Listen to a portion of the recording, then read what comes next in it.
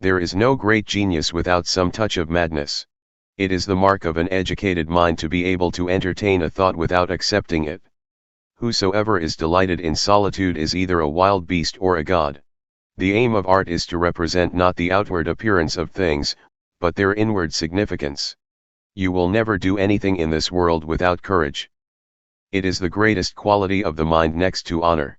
I count him braver who overcomes his desires than him who conquers his enemies, for the hardest victory is over self.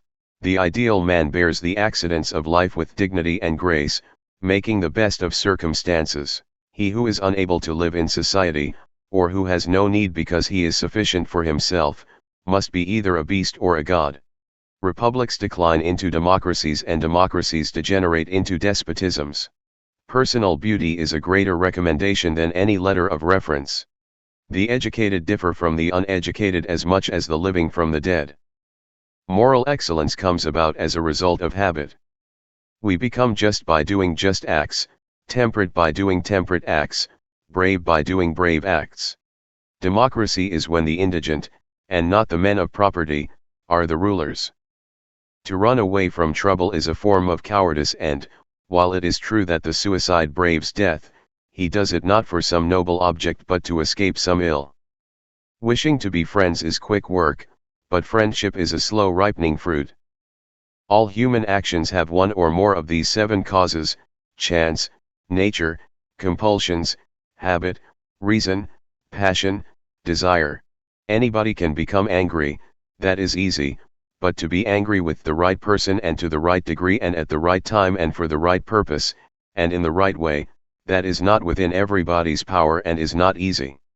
The worst form of inequality is to try to make unequal things equal. At his best, man is the noblest of all animals; separated from law and justice he is the worst. Courage is the first of human qualities because it is the quality which guarantees the others. The ultimate value of life depends upon awareness and the power of contemplation rather than upon mere survival. Jealousy is both reasonable and belongs to reasonable men, while envy is base and belongs to the base, for the one makes himself get good things by jealousy, while the other does not allow his neighbor to have them through envy. Mothers are fonder than fathers of their children because they are more certain they are their own. Suffering becomes beautiful when anyone bears great calamities with cheerfulness, not through insensibility but through greatness of mind. Those who educate children well are more to be honored than they who produce them, for these only gave them life, those the art of living well. It is just that we should be grateful, not only to those with whose views we may agree, but also to those who have expressed more superficial views, for these also contributed something, by developing before us the powers of thought.